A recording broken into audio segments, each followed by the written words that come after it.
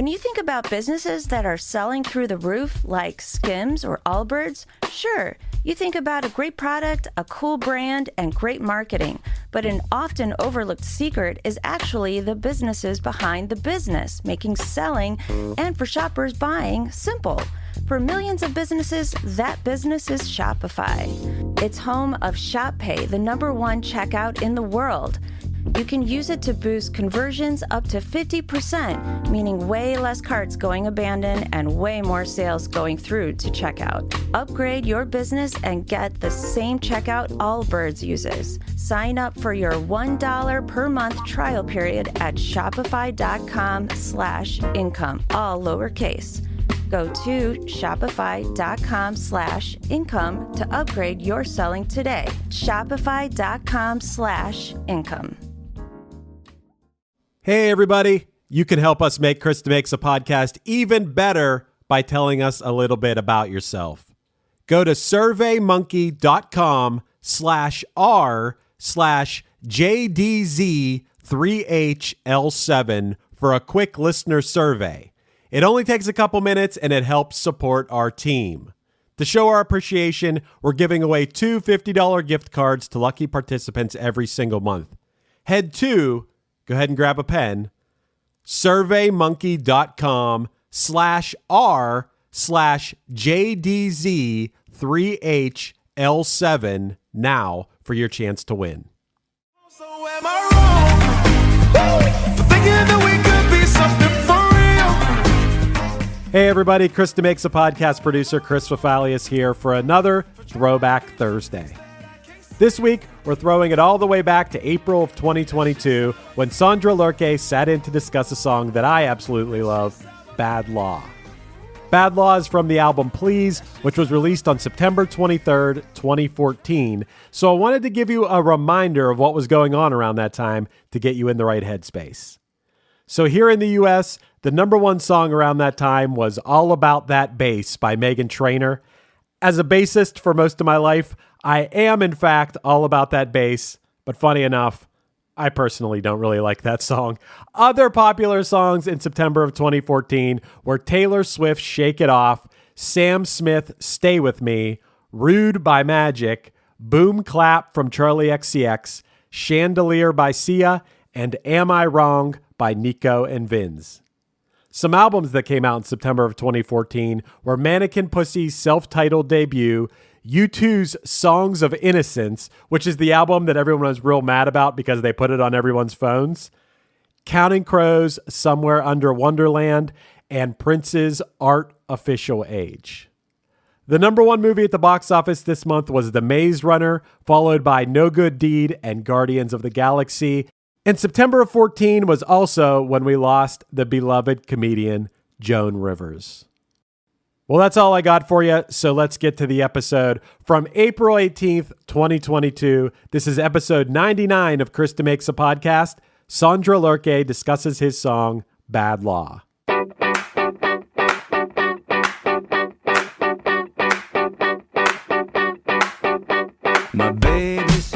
Hey everyone, today's guest is Norwegian singer, songwriter, and guitarist Sondre Lerche. Together we break down the writing, recording, and inspiration behind the single Bad Law, taken from his 2014 and 7th album overall, Please. This track has easily become one of my favorite songs. There are elements of dance, 80s pop, funk, electronica, all rolled together and broken up by some of the craziest ambient noise you've ever heard in a song. On paper, it looks like it shouldn't work, a disaster in the making, but it's anything but that. Sondre mentioned that this was always the idea he had for the song, to offer up a happy, fun, danceable piece of music, combined with dark, heartfelt lyrics, and intersperse that with outbursts of musical chaos. To say it's unique is an understatement. I've never quite heard anything like it. And to add to this amazing chaos, Sondre tells an interesting story about radio programmers who were reluctant or downright refused to play the track because it was so out there. For all this and a whole lot of other noise, don't you go anywhere. Hey, hey, have you heard? Chris DeMakes A Podcast. Hey, hey, have you heard? Chris DeMakes A Podcast. Hey, hey, have you heard? Chris DeMakes A Podcast. Hey,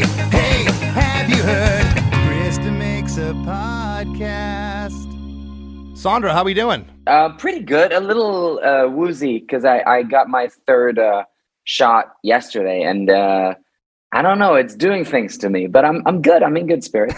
Well, I think the psychedelic aspect of that will be good with and very fitting today with talking about your song "Bad Law." There's some moments in there that kind of This is true. This is true. that kind of correlates to. But where am I talking to you from today?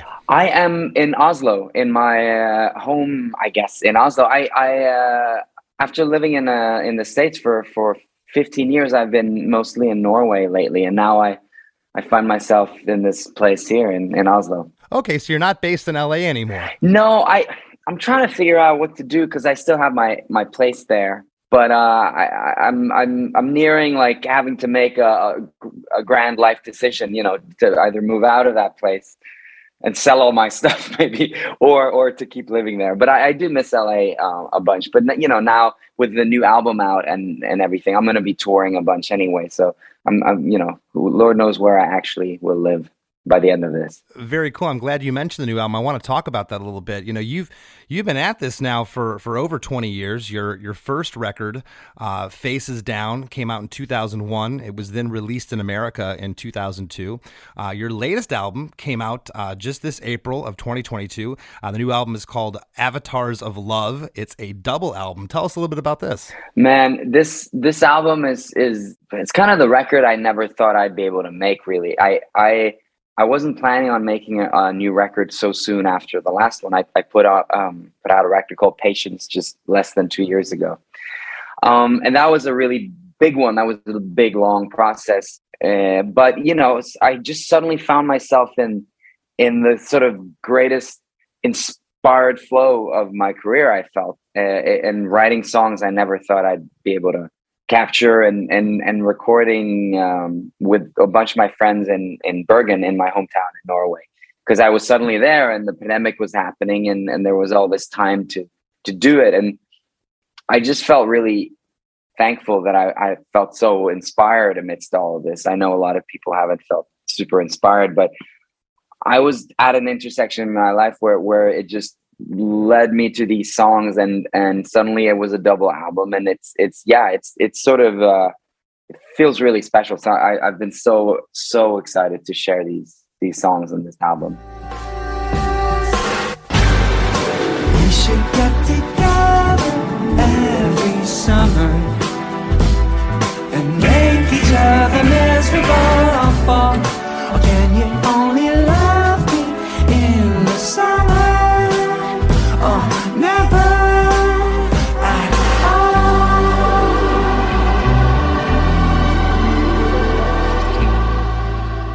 all. Sometimes despair and loneliness and anger and frustration and feeling trapped, that can lead to inspiration. We never know as songwriters where that's going to come from. Exactly. What do you attribute that to? When I've been in droughts before where I just don't want to pick up. I don't want to pick up the guitar. I don't want to sing. I'm just not inspired. And there's sometimes I'll force myself to do it, and rarely does something good come out of that that's usable. I find that I have to be inspired either by pain, by happiness, whatever. Yeah, it's such a strange dynamic. I used to be when I was younger, I used to be so afraid of stopping because I was afraid I wouldn't be able to jump in back into the groove again.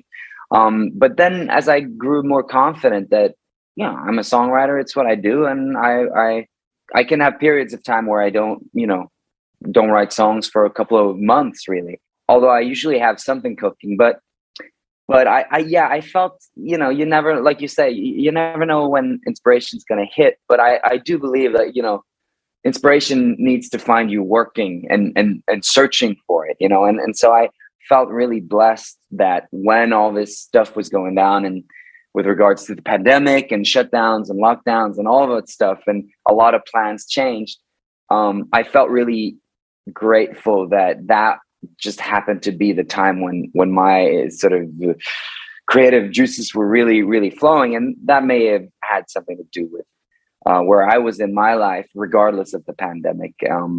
But yeah, it's definitely, I think, also with regards to the song that we're going to talk about today, that came from a chaotic and intense time in my life as well. And it did feel very fruitful. So I hate to admit it, but yeah, I do maybe write my best stuff when, I guess, at least when I have a lot of question marks in my head, when I don't know what the heck's going on. Of course. Yeah.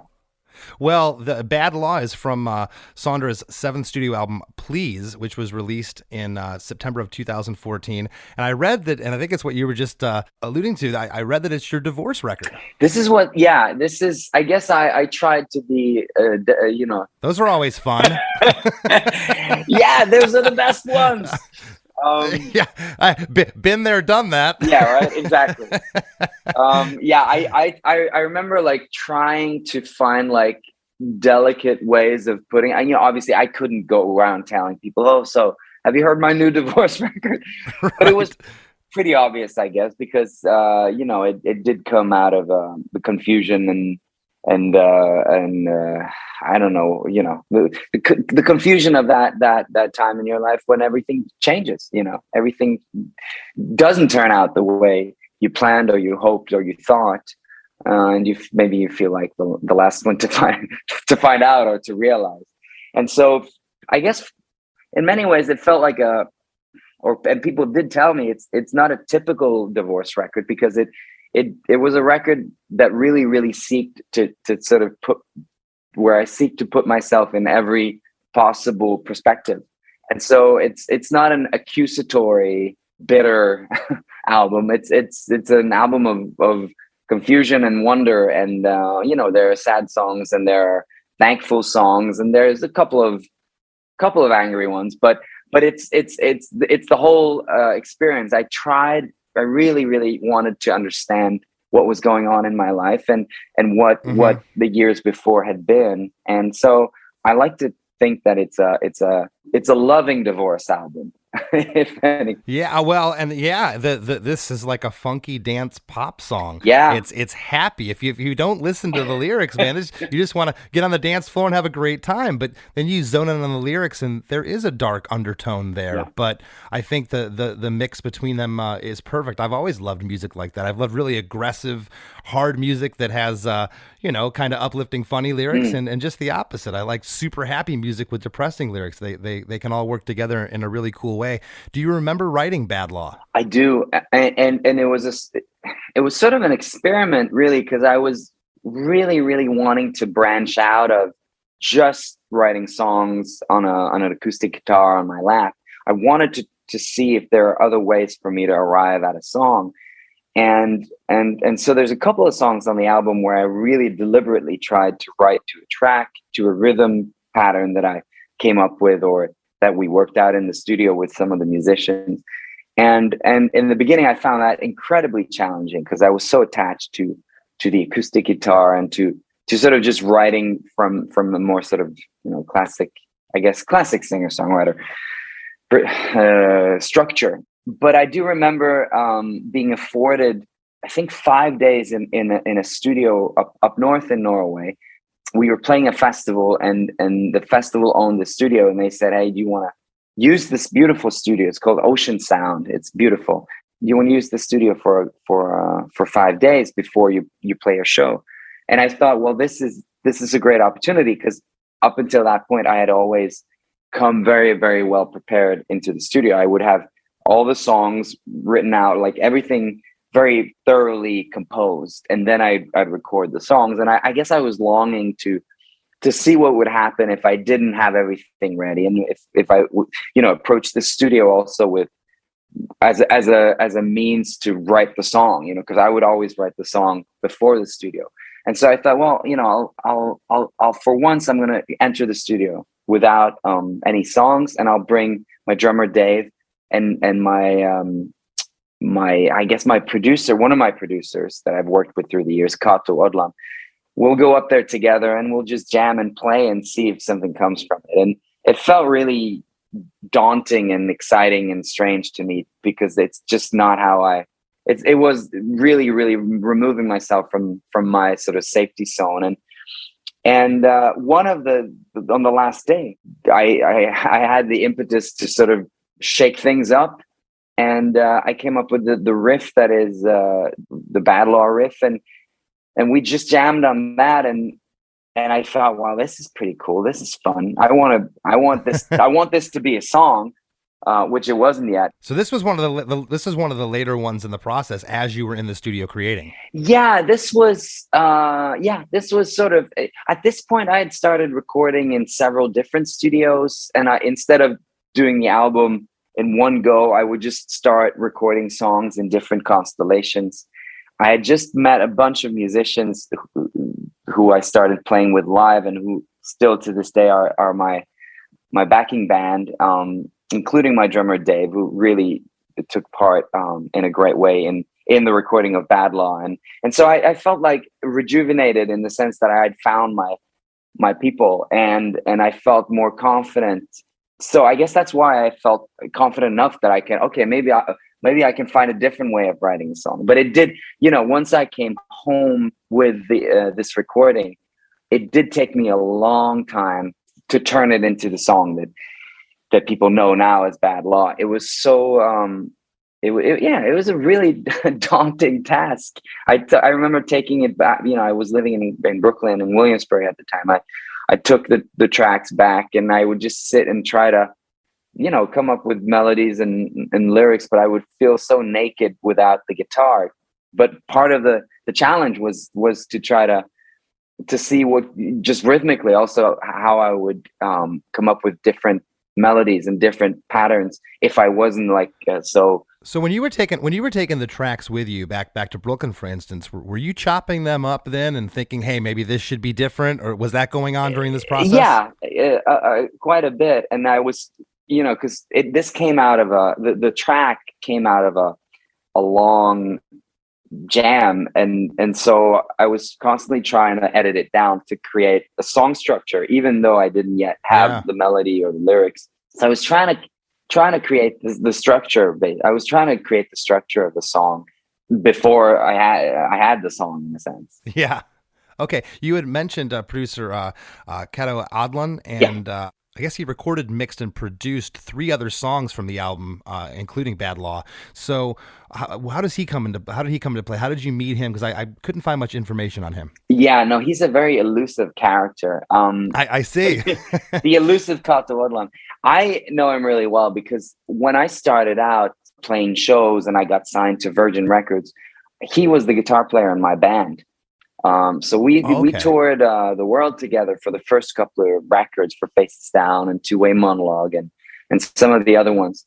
And then he sort of retired from touring and he started his own studio, and it just became natural that we continue working together there. And so he's co-produced, so many of my records since the Heartbeat Radio, the self-titled record, a lot of the stuff on Please, some of the stuff on Pleasure, and stuff on Patience, and then the new stuff also. So I've worked with him for over 20 years in different capacities, and he played a huge part in making Bad Law happen.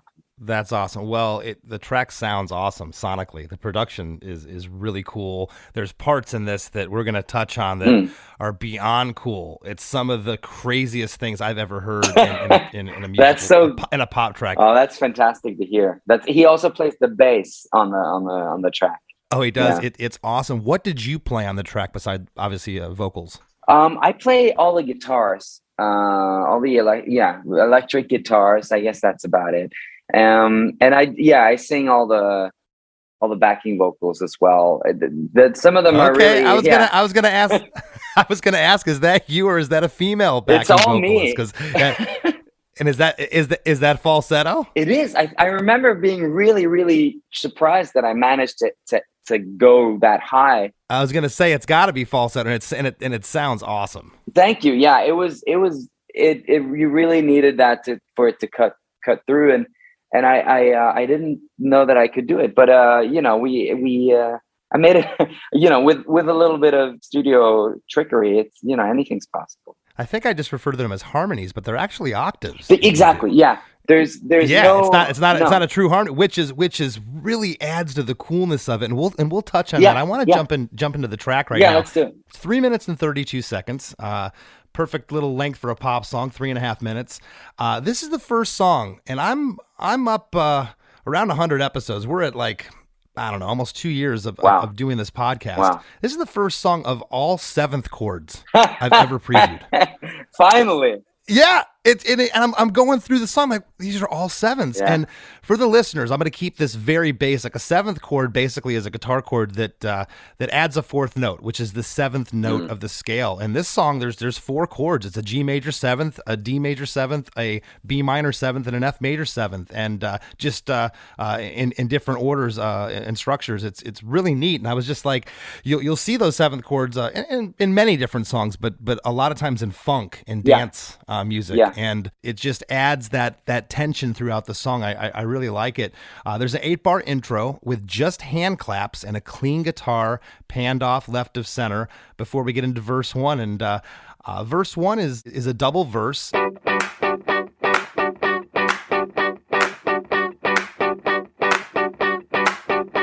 My baby surrendered to fate, and I couldn't even say how I felt later on that evening. Stating my name to the officers, aid was in vain, 'cause I knew they were out to get me. Players 4 or 5 fingers flat on a sticky plastic bag, and scan my blue bloodshot eyes for the history of my trials. My baby surrendered to fate, and I couldn't even say how I felt later on that evening. Stating my name to the officer's aid was in vain, 'cause I knew they were out to get me. Place 4 of 5 fingers flat on a sticky plastic bat. Scan my blue bloodshot eyes for the history of my trials. Wow. Man, you're a messed up dude. Yeah, man. It's really funny to hear it recited back Spoken to you? and with such great that's a good reading. Yeah, it was so tricky. Once I came up with a melody for this, it had this like spoken almost rap quality to it, which for me made it so much harder to come up with the words because it had to rhyme in different places than your average song. And I guess also because I'm so used to working with much more chords and structure. I'm not used to repeating like the 4 same chords the way the song does for a lot of it. And so I was sort of really deliberately trying to limit all these tools, but that made me feel that the melody has to really move, and the lyrics, man, it was so tricky. I wrote so many terrible drafts for this for this lyric, but it in the end, like the sort of image or the scene that I ended up sticking with was just this scene that I have been in so many times when I'm going, having lived in America, but being a foreigner from Norway. Before I had a green card, I would have to get in line and answer the same sort of really, really skeptical questions every time. And even I had nothing to hide. I didn't really, I didn't, and I certainly didn't look that suspicious. I looked cute and sweet, so, but even so, I always felt this paranoia that God, they're gonna get me this time, or and that's where that line is. Stating my name to the officer's aid was in vain. Yeah, because I knew they were out to get me. Exactly. So this whole lyric in a way is written from that sort of paranoid angle where you have done nothing wrong, but at the same time the authority that you're faced with is so grand and so intimidating that you start doubting yourself and you start, well, maybe I do have something to hide, or maybe I, did do wrong. And I felt, well, this whole sort of ritual of, immigration. You couldn't have possibly been in Brooklyn just working on your record. You had to have been doing something. Yeah, right? Exactly. And what's in your luggage, and where, what does your father do? What does your mother do? All these questions. Like, dude, this is my career. I'm not going to jeopardize it for a roach in my suitcase. No, exactly.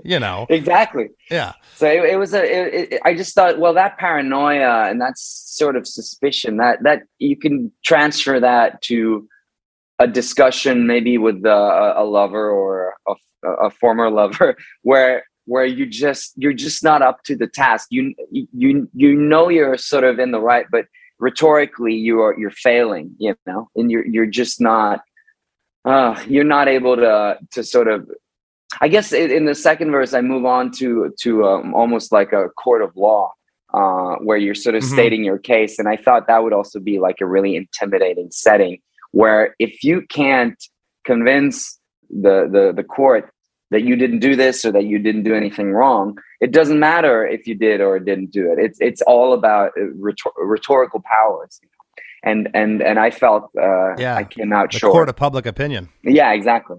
Yeah.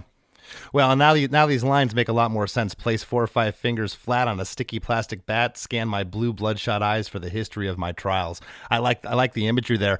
In this first verse, right when it kicks in, the hand claps become a kick and snare drum that are in time with those hand claps. The guitar is still playing that same part as the intro. I love on the back half of this verse when it starts to place 4 or 5 fingers that I just read, that lyric. There's only 4 bass notes here. Yeah. At the start of the 9th, 10th, it skips the 11th and 12th measure, but it's back on the 13th and 14th measure. Out to get me, place 4 or 5 fingers flat on a sticky plastic bag, and scan my blue bloodshot eyes. How did that come about? And why that placement? Because it's really placed well, I think. Yeah, it's, you know, a lot of that stuff, it just happens, you know. It's happy accidents. Exactly. I think a lot of the art to recording is being able to having an eye for the happy accidents, and it's sort of like when I play live, if I make a mistake, I usually just try to do it one more time, because then maybe it'll be a cool thing, you know. All these things that you would never think to do, once you do it by mistake, you might as well do it one more time. Maybe that's the thing, you know. And there's certainly an element of that to Bad Law. So is this next part, Sondre, do you feel the next part is the pre-chorus or the chorus? I'm calling it the chorus, but I can make an argument. I can also make an argument that this is the chorus, but we also get 2 choruses later on when we get the Baby It's a Bad, Bad Law part, because both parts are equally as catchy and killer. Yeah, that was a problem I guess I had with the song, because I felt sort of like you're saying that this in a way is a pre-chorus, but the actual chorus in my mind is "Baby, It's a Bad, Bad Law." That only happens, I think, like over 2 minutes into the song. It does, but the first time it happens, I'm calling a bridge, and then the last time it happens, I'm calling it either calling it the bridge part 2, the post chorus, or what I'm actually saying, I think it's the outro at the end. Yeah, exactly. But again, it's such a hook that I think it stands hand in hand with the next line I'm about to read, which I'm calling the chorus as well. Yeah. So we're gonna call this chorus 1. My trials, when crimes are passionate, can love be separate? When crimes are passionate, can love be separate? When crimes are passionate. Yeah. Can love be separate? And you say that again. What I would call initially the harmony, it's not. It's actually another melody, which is just an octave that you're singing and that high falsetto. Yeah. It's really awesome. The bass is all in on this chorus. The bass is super funky. Kato did an awesome job on the bass. Yeah. I love the tone and the groove and the feel there. Yeah. And there's another like swirly sound underneath the guitar or keys, like this single note thing. Do you recall what that was? Is that another keyboard? Yeah, you know what that is? I remember up in the studio in Ocean Sound, I had bought this freeze pedal. Is it like a flanger? It kind of almost sounds like a flanger. Yeah, it's sort of, I think you just press it and then it sort of freezes whatever the note or the chord that you have, and then just makes almost like a pad out of it. And then you can, and I just enjoy that a lot, because I do love pads. And I was starting to realize that I most love to hear my chords played on pads, and obviously playing the guitar, that's kind of hopeless. So I like this freeze pedal. It kept breaking, but I used it for this, and I would just hit it every time I changed the chord, and it would create this sort of like a sort of guitar pad almost. When crimes are passionate, can love be separate? I love it. Yeah. It's a very different sound. I was trying to figure out what the heck that was, and how you described it is exactly how I hear it. That's great. Okay, good. Because I was worried now. I was like, God, I haven't listened to the recording in a while. Will I remember how we did any of this stuff? Well, and this song is, let's see, I'm terrible at math. This song's about 8 years old. I've previewed songs on this show that are 25, 30, 40 years old. Now you got to have an artist that hasn't listened to the song that long ago. So your memory is pretty good here. Good. After chorus 1, and chorus 1's 8 bars, and then there's an 8-bar interlude after chorus 1. The first 4 measures of guitar panned off left, and there's almost like these electrical digital zaps, these glitches that are happening. And then all of a sudden, halfway through, the guitar goes stereo. Yeah. Now we're hearing it stereo, and then you hear a whistle, like a human whistle, like you're from from your lips, panned off to the right into.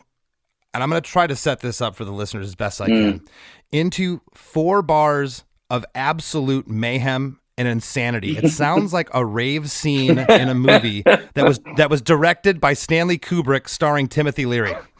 It's one of the coolest moments I've ever heard in music.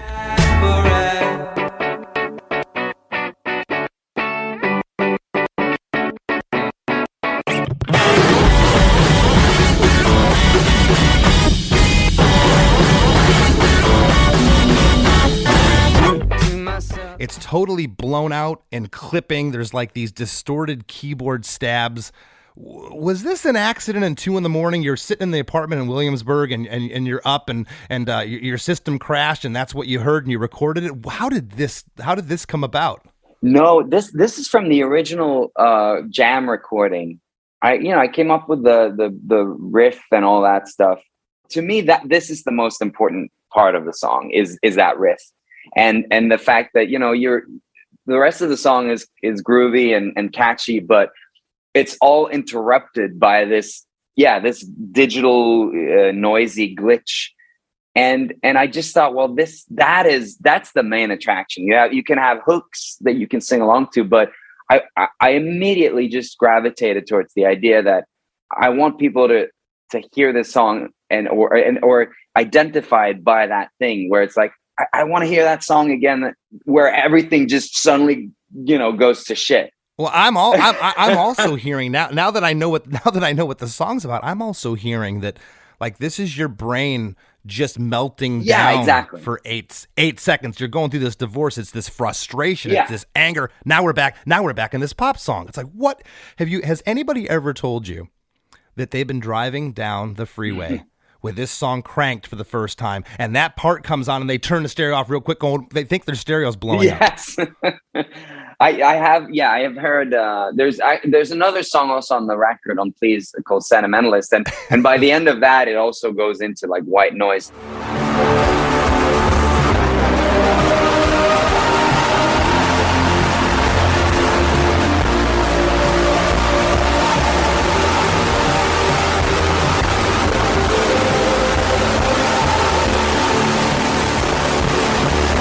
Some people are into it, and some people are like, why would you do that? What's the point of breaking my stereo? I can see you ruined this beautiful dance pop song. Exactly. What are you doing? But man, this part is intense. It's one of the heaviest moments of music. It's heavy on par with like the heaviest like death metal records I've ever listened to in some aspects. It's like got that tonality to it. I'm happy to hear, because it was something that some people challenged and some people got into, but to me it was that. I think that is the catchiest part of the song is the sensation of that sound and that riff being played that well, that way, and that interruption where you think you know where it's heading, and then suddenly this hyper aggression.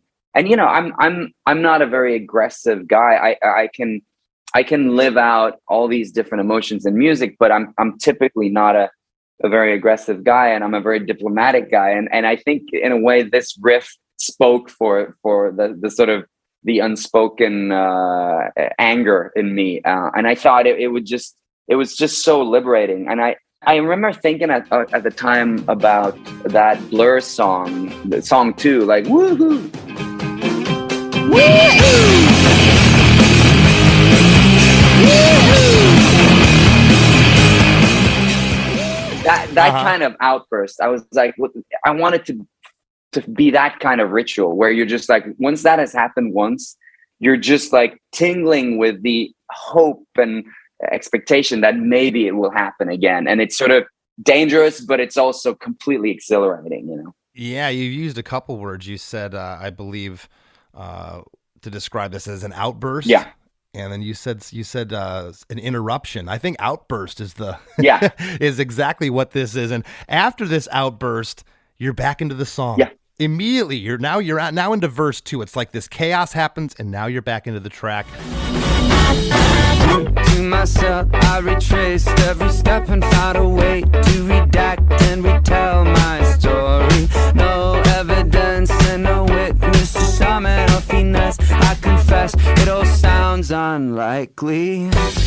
A sweaty, paranoid palm pressed against a leather wall.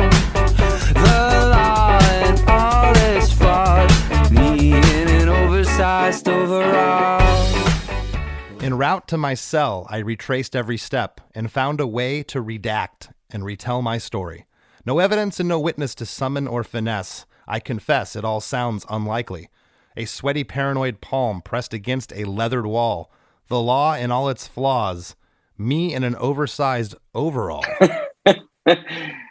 Wow, yeah. You're not going to a pajama party, it sounds like. No, I guess, yeah, here I'm following this idea that, yeah, they think I'm guilty of something, and now I'm in jail and I'm about to be led into court to state my case. And yeah, it was fun to describe the visuals very, very vividly. I hadn't really, up until this point, I hadn't really been that interested in the kind of the room or the fabric of the clothes or, you know, stuff like that. I'd been mostly just interested in matters of the heart. And here I found it really fun to try to describe the leathered book, you know, a leathered wall, I guess, is you know, you're asked to place your palm on what is it, the Bible or the book of laws, or I've never actually been as you can tell, I've never actually been held up for something, but yeah, it was fun to just describe all these textures and surfaces. If you can walk away, cut. Hey everybody, I'm cutting in real quick here just to let you know that we got lots more with Sondre Lerche after a few words from our sponsors. Looking to elevate your music career? DistroKid is a digital music distribution service that enables musicians to distribute their music to online stores and streaming platforms such as Spotify, Apple Music, YouTube Music, Amazon, Tidal, and many more. DistroKid collects earnings and payments, sending them to you, the artist. With DistroKid, artists unlock a world of possibilities. From easily paying collaborators with splits to securing your music with DistroLock, DistroKid covers all bases. Plus, you can promote your releases with Hyperfollow and create eye-catching visuals with a Spotify Canvas generator, all for free. But that's not all. Introducing the DistroKid app, now available on iOS and Android. Artists can manage their releases, view streaming stats, and withdraw earnings, all from the palm of their hand. And for those looking to perfect their sound, check out Mixia. With its simple interface and customizable mastering options, artists can make their music sound polished and professional within minutes. And don't forget about Instant Share, DistroKid's newest feature. Share large files securely with collaborators, producers, and more, ensuring your music streams at the highest quality. Ready to take your music to the next level? Download the DistroKid app and explore their suite of tools today. Plus, listeners can enjoy 30% off their first year by visiting distrokid.com/VIP/DeMakes. That's distrokid.com/VIP/DeMakes. I'm Bruce Martin, host of Pit Pass Indy. Each week, I go behind the scenes of the NTT IndyCar Series and introduce our listeners to the biggest stars of IndyCar, which features the Indianapolis 500 as its cornerstone event. The men and women that compete in IndyCar may be the bravest athletes in all of sport, as danger lurks around every corner. They are able to look danger in the eye without flinching. That is why the NTT IndyCar Series features the best racing on the planet. Join me every week as we talk to the stars of IndyCar, including the legends of the Indianapolis 500 on Pit Pass Indy from Evergreen Podcast.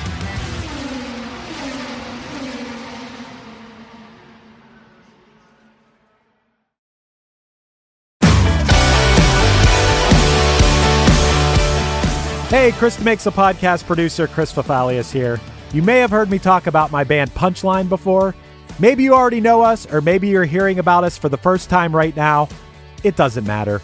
No matter what your relationship with Punchline is, I will absolutely guarantee that you'll love our new podcast, A Band Called Punchline. Starting with our humble beginnings in a small town in southwestern Pennsylvania in 1997, we're telling the hilarious, strange, and hopefully inspiring story of the 25 plus years of our band in the most honest way possible, podcast style.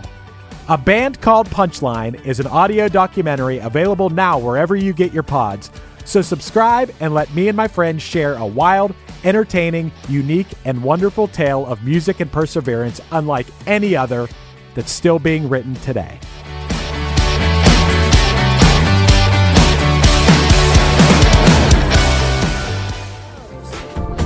Roll the camera,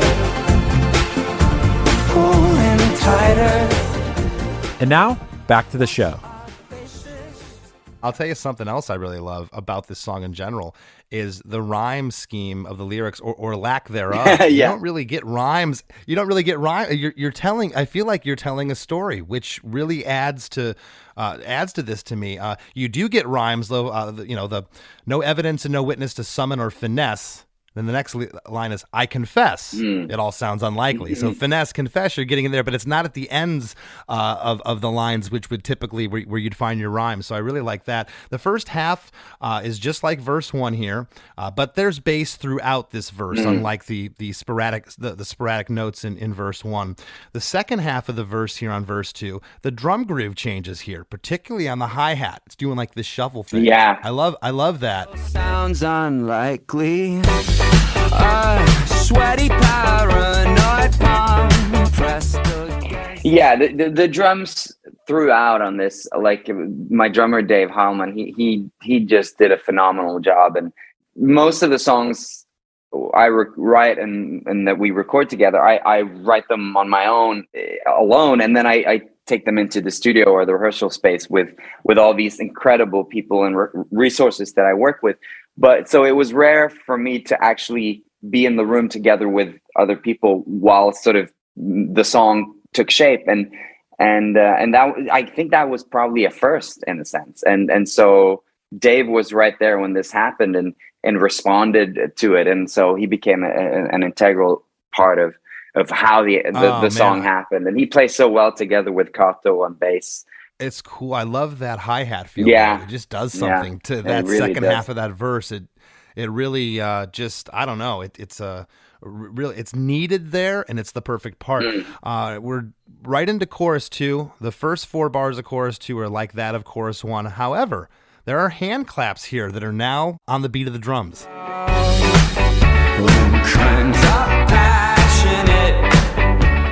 Yeah. So the hand claps come back. Right. Yeah. We're on chorus 1.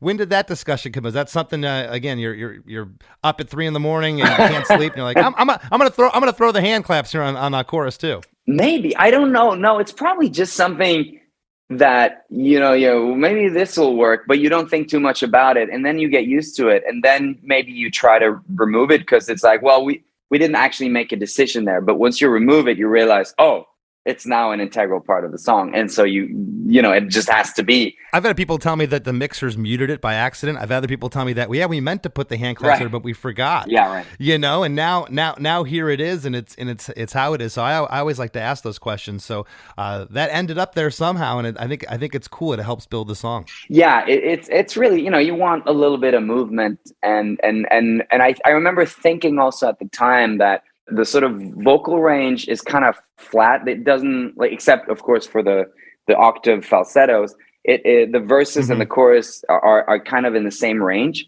So it doesn't give me that much to sort of dramatize with when we go into the chorus. That's a great point. Yeah, so we needed other things to sort of move it along and elevate it, because you don't really get the big hook until so much later in the song when you get the bad law hook, you know? Yeah, I didn't even think about that. These, what I'm calling the choruses, they don't really lift there. No, so things like the hand clap, those little things help it. I say they don't lift, but at the same time, it's still catchy as ever. Yeah, it's so catchy. It took me a long time to trust that it would work, because I typically, like probably a lot of people, I will go for some sort of lift, and maybe that'll happen in the chords. It will happen in the vocal range, but here the chords are sort of the same, and the vocal range is the same. So I was really worried about that, because it was out of character for me to not write a song that had that organic lift. But it just meant that we had to be extra smart in the recording to give that lift. And then of course the payoff comes in that noise riff, and also in the new extra, the bonus hook, you know? Yeah, well, we're going to talk about that noise riff again. So chorus 2, the first lyric, again, it's the same lyric. When crimes are passionate, can love be separate? It's just like chorus 1. Yeah. And then the second time it happens, it's played over that explosiveness again from that interlude part. It's like you can hear the octave falsetto. the chorus is still going, but this chaos and this noise comes back in. When crimes are passionate, can love be separate? When crimes are passionate, can love be separate? Again, I'm going to use the example. I was not a raver kid, but man, this part reminds me of like a dance rave track, and this chaos where all of a sudden the next part comes in. I'm calling the bridge. Yeah. It's 4 measures with a really cool drum feel with these cool tom. There's some cool drum stuff going on with the toms there.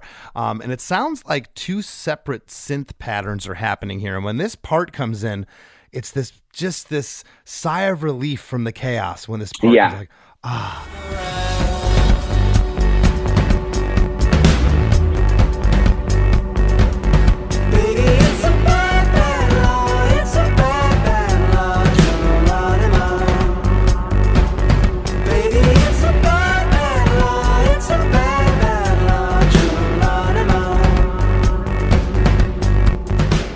It doesn't feel like the rest of the song here, though. It goes somewhere different. It's a great departure. Yeah, and it's sort of, you know, it's really mainly just to sort of justify coming back again, you know, which is what we do a lot in pop songs. You know, you in order to create the need and the hunger to hear it again, you got to go somewhere else. And I think we just jammed on that part, like a slight change of the chords. Certainly the beat changes, and we also have a lot of reverb on the drums here, so it's a different sort of room. We enter a different room.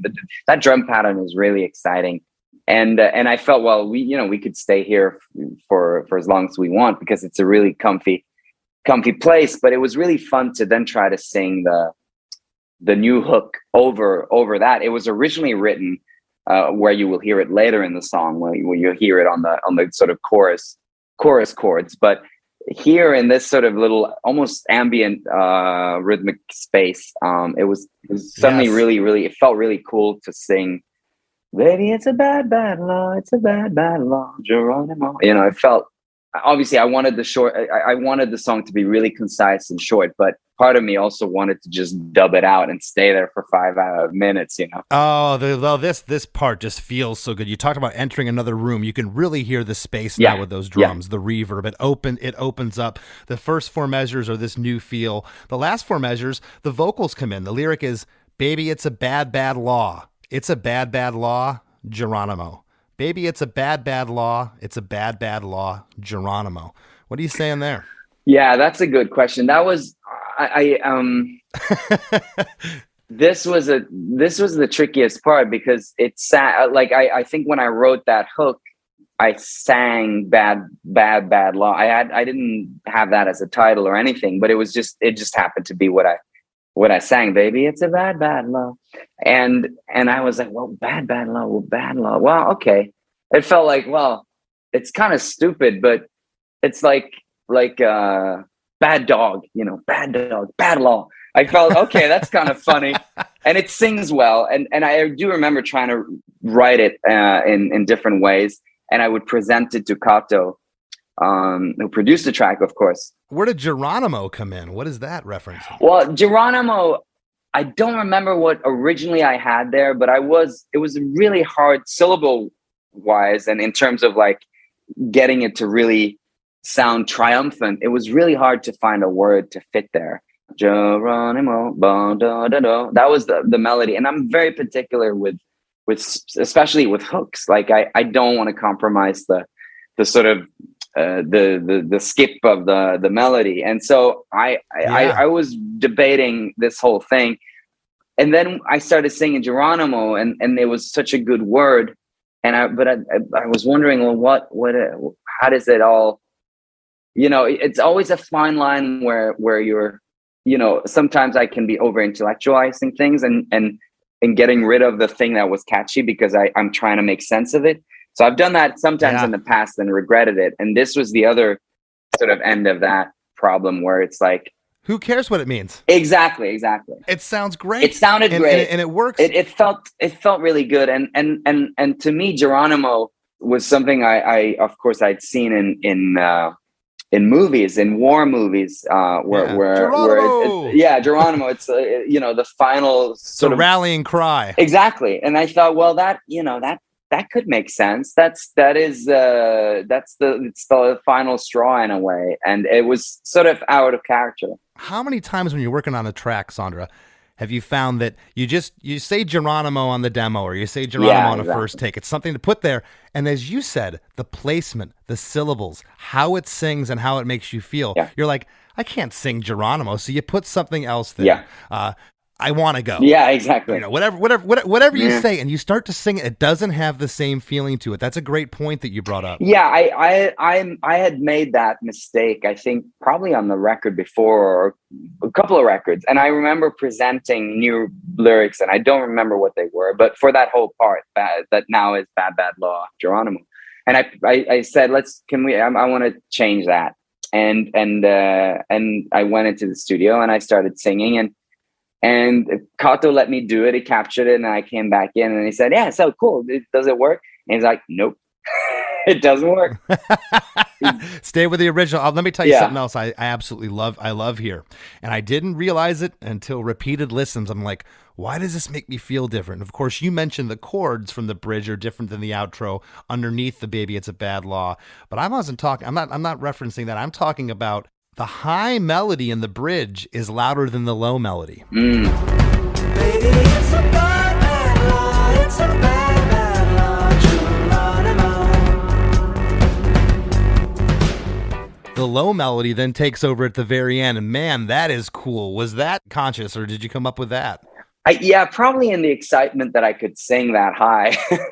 I felt like I got kind of cocky, and it just felt so smooth against the texture of the rest of the song, especially knowing what's to come, that we are, of course, going to go out on that big, harsh, noisy riff. And there was something about like the delicate, tender softness of that falsetto versus like the harsh knife that is that riff, That softness you speak of, it's kind of like, I wrote in my notes, it's a very 80s inspired part. It doesn't feel as 80s at the end. It feels, I say 80s here because it feels like it's a female voice leading it, that falsetto in the bridge. It's so good. We immediately go into verse 3. I straddled out on the stand, my defense scrawled on my hand. Time and time again, but then I lost again. I straddled out on the stand, my defense scrawled on my hand. Killed time and time again, but then I lost again. Yeah. Wow. Yeah. Okay. So obviously now we're in court, and now this very nervous, anxious guy is trying to state his case.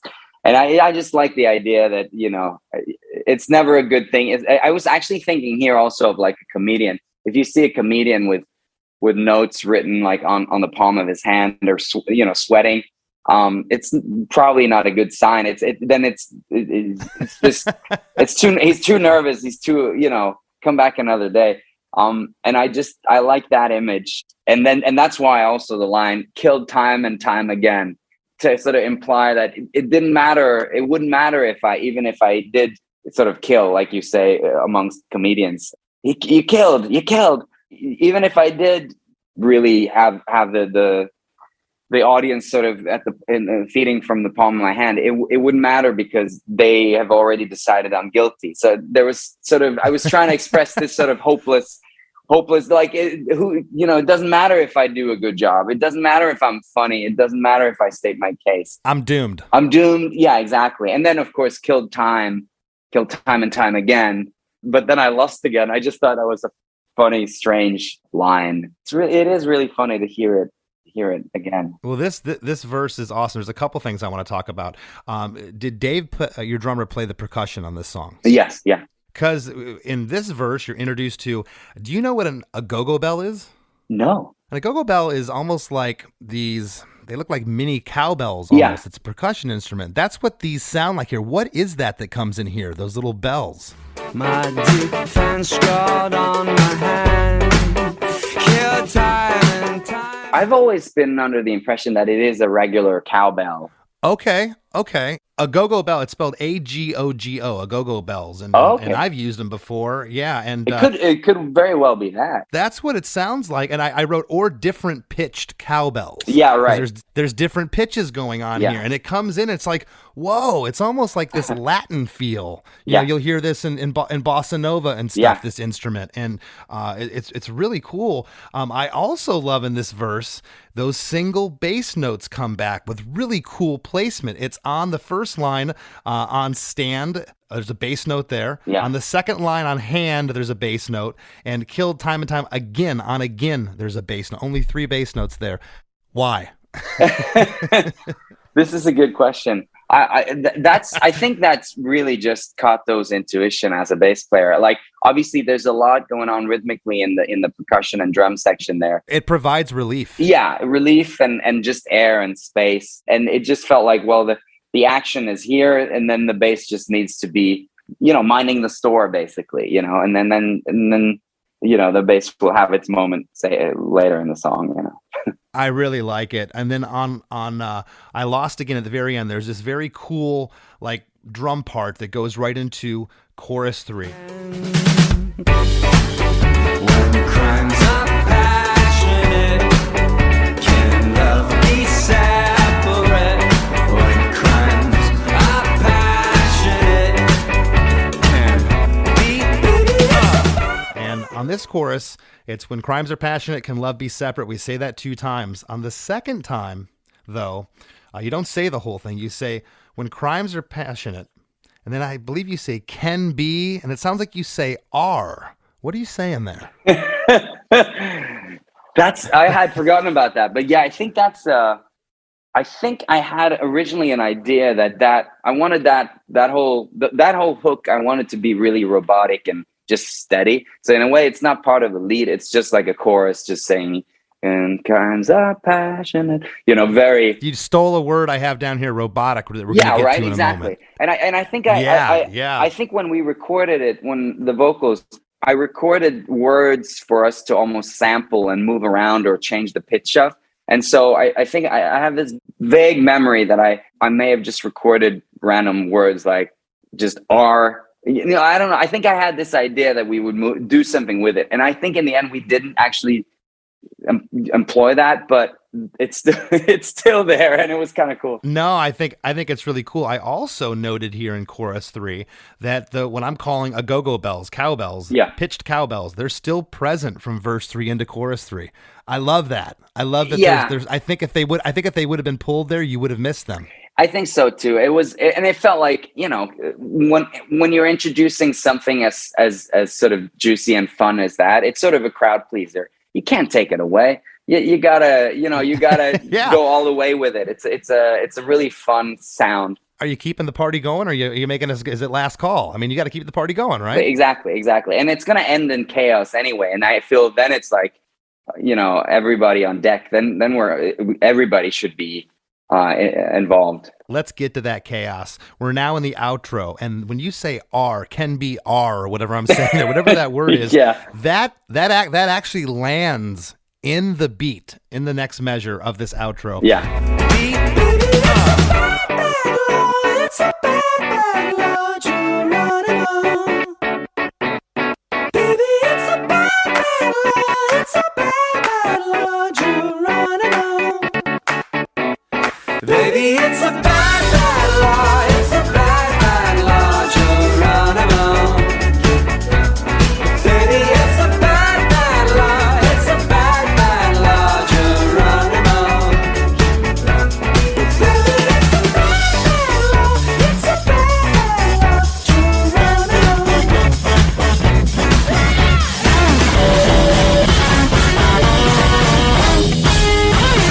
it's a bad, bad law. It's a bad, bad Baby, it's a bad, bad law. It's a bad, bad law, Geronimo. And that happens 4 more times after that. The first 2 here, it's just synth and those crackles happen again. And here I wrote, it almost sounds like pops on a vinyl record. It's cool. Yeah. It's really cool. Yeah. It's sort of, I wish I remembered the name of the pedal, because it was something, it was like a sort of digital distortion pedal that I think I'd seen St. Vincent use it or something. Like, she was really, really, really using it to great effect. So I think I was inspired by that kind of noise. I imagine some artists like yourself being able to time travel back to 1968. You're in a studio and you're telling the producer, hey, here's this idea I have. You're like, that sounds wrong. Yeah. It sounds like the record's popping and skipping. What are you doing? Yeah, why would you do that? Why would you do that? But man, it is such a cool sound. On the second 2 lines, the hand claps come back in, which again, it just feels like the party is just continuing on with the hand claps. These first 4 lines are in the high melody too. Yeah. It's in the higher falsetto melody. On the third set of lines, the low melody comes in. It's louder than the high melody here, which I mentioned before. That's switched from the bridge. And the band is back in with the drums doing that shuffle beat on the hi-hat. Baby, it's a bad, bad law. It's a bad, bad law, Geronimo. Baby, it's a bad, bad law. The backing vocal happens here, and this is where I put sounds robot sounding. When exactly. Right. When crimes are passionate, can love be separate? That's coming in. So you're still getting the chorus in a weird way. I love how it's swirling. When is off to the left. When crimes off to the right. R to the left. Passionate. It goes back and forth. Baby, it's a bad, bad law. It's a bad, bad law, Geronimo.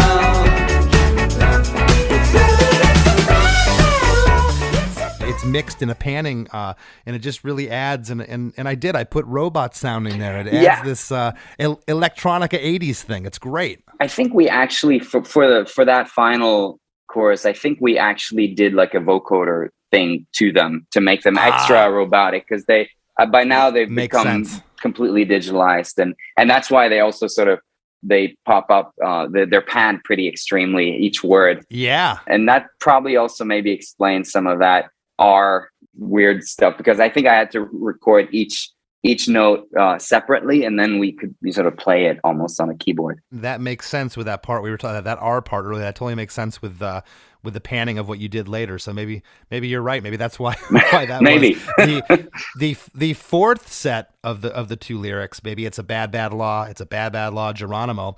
Those backing vocals happen again there, and then on the very last time, it just kind of happens regular. There's nothing crazy going on here, but the last 8 seconds of the song, from 3 minutes and 24 seconds to 3 minutes and 32, all hell breaks loose again before the song comes to an abrupt end.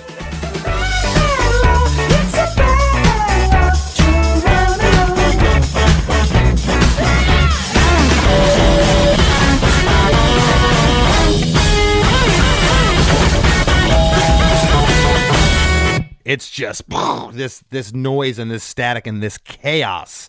This outburst, as you said, comes in to end the song, and it just wraps up perfectly. And I'll tell you, the first time I heard it, I said to myself, "What the hell did I just listen to?" And And I had to rewind it. I had to put it back on, and I love the track, man. Congratulations. Thanks, man. It's really fun to revisit it, I'm reminded also that, of course, I think this was the second album that I put out on my own.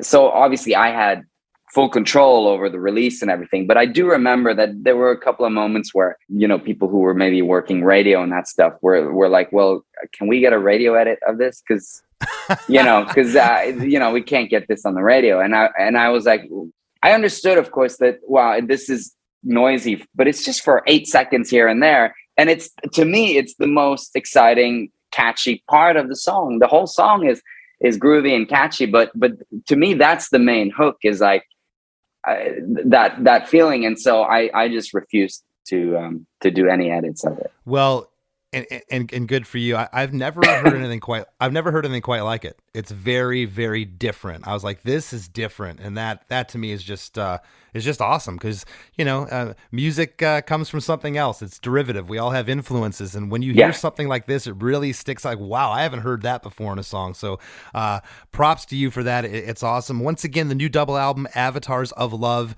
is out now. 14 tracks that clock in over 90 minutes of music. And thank you once again for sitting in with us, man. It's been a lot of fun breaking down this song. Oh, thank you. I appreciate it.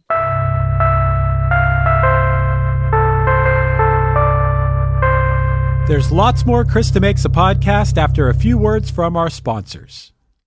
You go to Hawaii in your head all the time, but when you're actually ready to go, there's Expedia. Flights, hotels, vacation homes, cars. Save more when you bundle so you can stop dreaming and start saving. Expedia, the one place you go to go places. Members only. Savings vary. USAA knows dynamic duos can save the day, like superheroes and sidekicks or auto and home insurance. With USAA, you can bundle your auto and home and save up to 10%. Tap the banner to learn more and get a quote at USAA.com/bundle. Restrictions apply.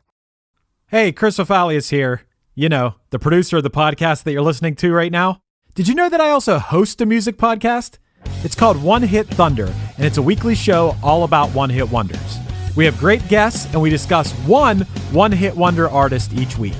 Some of the songs are great, some of them are terrible, but either way, the show is always pretty freaking good.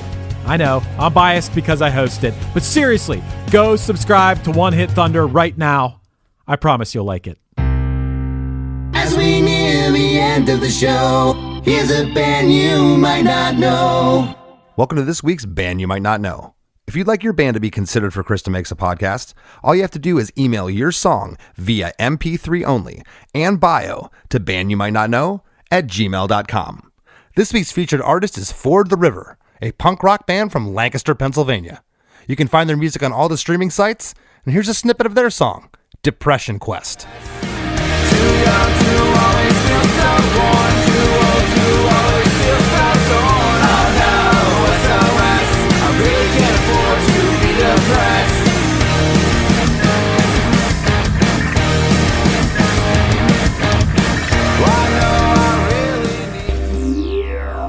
The Rap with Chris and Chris. So, Chris, I had to stop you and say, hey, man, why don't you just save what you're saying for the rap? Because as soon as you finished recording this episode, you and I just got into it talking about this song once again. But I'm like, no, hold up. So now here we are on the rap. I was telling you a moment ago that I must have listened to this song, not even kidding, 30 times last night. I was a little overwhelmed upon first listen the other day when you had sent this track to me.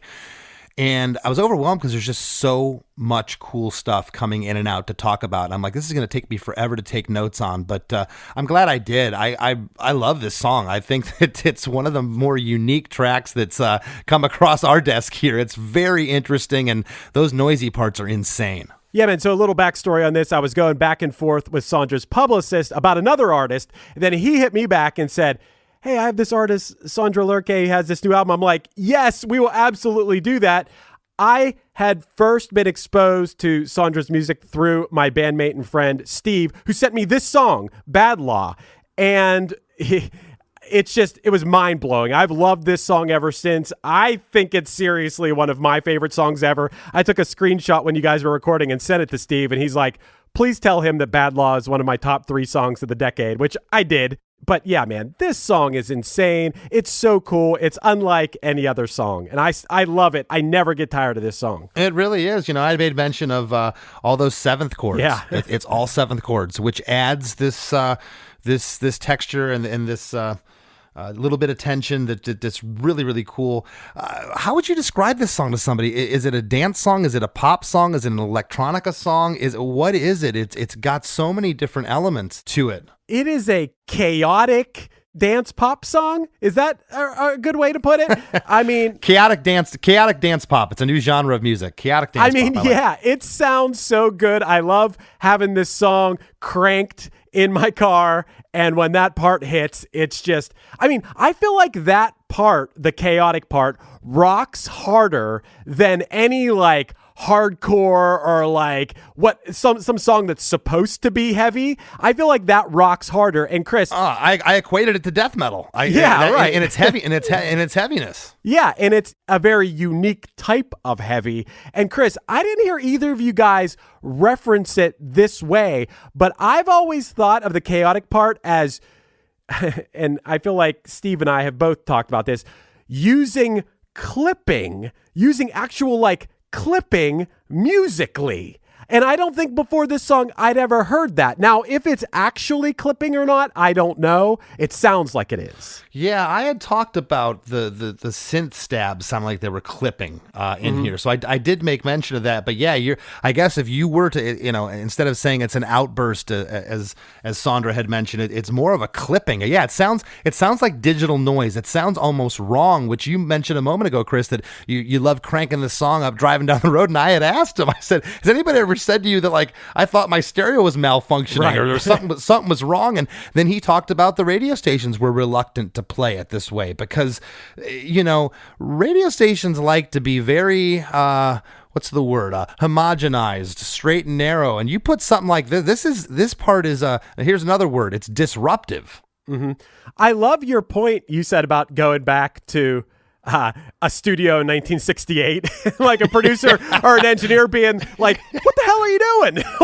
What do you mean? But I do think that if you're going to explore new territories in music, you got to do stuff like this. You got to get wild. If the Beatles had kept going, they eventually would have experimented with clipping, with stuff that made it all. It's almost like, and this is a very weird comparison, but it's almost like Andy Kaufman doing that thing in his special where it made people's TVs roll and then they would go up and check their TV. It's kind of like the same sort of thing. Like you said, if they would have played this on the radio, people would have been checking their stereo like, oh, there's something wrong. It's skipping or something here. But no, that is what is so cool about it. Nothing I'm saying is talking shit. This is seriously one of my favorite songs ever. It's amazing. Yeah, no, I had made mention of it. Sounds like all of a sudden you're in a rave scene gone bad. It's like, what is going on with that part? And I wonder, he had made mention that he's got some ambient noise in some different songs, but could he use this trick again in another song? I mean, I almost feel like, and I don't mean this in a bad way at all, but it's kind of like a one-trick pony. How do you do this again in another song? I mean, maybe another artist could, but I feel like he made the best, craziest use of this type of feel that he could have with this track. What do you think? Yeah, I think there is another track on this album that has something like in the realm of this. I forget which song it is. But anyway, I do think that you can use these chaotic outbursts because they're so effective when you're waiting for it. Dude, when I listen to this song, I can't wait to get to that part. Regardless, the rest of the song is great, and it's a feel-good, upbeat, dancey type song, but I can't wait for that part to hit. Like, I am waiting for it. Yeah, and let's talk about his former bandmate and producer, Cato Adlon. I mean, the bass playing on this thing. You're a bass player. It's funky.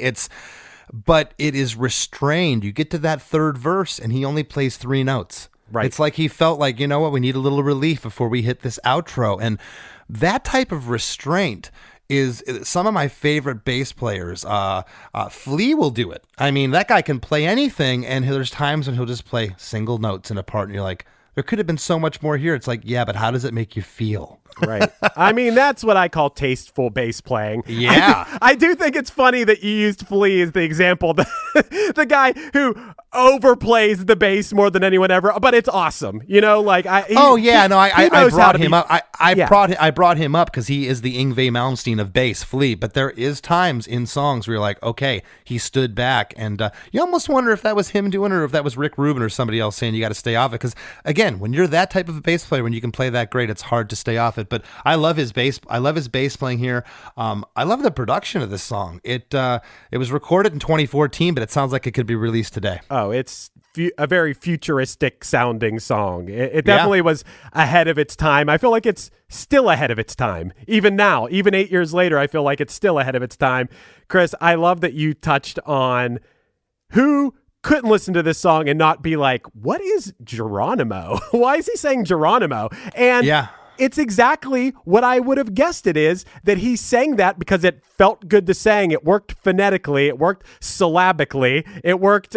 It was just a good word to sing, and you couldn't change it. And he said he had learned, just as everyone learns this at some point, if he tried to force a lyric in there that, like, I don't know, made more sense or something, it's not going to sing as well. And he was just like, no, I got to do what sounds right. And then in retrospect, you can tell yourself like, oh, this makes sense because, you know, for one reason or another, you convince yourself of why it makes sense lyrically.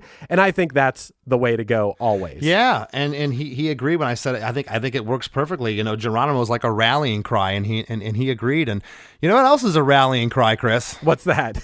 Our rallying cry for each and every one of our listeners to leave us a 5-star review. Yes, you absolutely should go to wherever you listen to podcasts if it's an option. I use Apple Podcasts to listen to podcasts. Not everyone uses that. That's what I use. But on Apple Podcasts, you can leave a 5-star review, and you can actually leave a written review. You can go, hey, your episode with Sondre Lerche was amazing. I agree. That's one of the best songs ever. I agree that it sounds like a song from the future. Or you could just write something more generic about how you like the show. I hope that you will leave us a 5-star review. I don't mean to assume that you love the show, but I would assume that considering you've made it this far into the episode. I don't think you're hate listening this long. And hey, maybe they could leave a review how they're a supporting cast member, Chris. Yeah, sure. They could say, hey, you could join their supporting cast for the cost of buying Chris and Chris a, what do I like to drink? I like to drink LaCroix. And for the cost of buying us a case of coconut LaCroix per month, you could get a bunch of extra episodes per month of a little show we like to call the After Party, which a lot of people tell us they like it a lot. And also, you can be eligible to be a contestant on our trivia game show, Defeat DeMakes, and we have Zoom parties, and we're going to add more and more stuff to it as time goes on. So if you'd like all of this, go to ChrisDeMakes.com. Again, that's ChrisDeMakes.com to join our supporting cast. We'd appreciate the support. If you haven't already, please join the Chris DeMakes A Podcast Facebook group. We have a lot of fun in there. And give me a follow on Instagram at @LessThanChrisD. Want to thank this week's guest, Mr. Sondre Lerche, for being on with us, and we'll see you next week.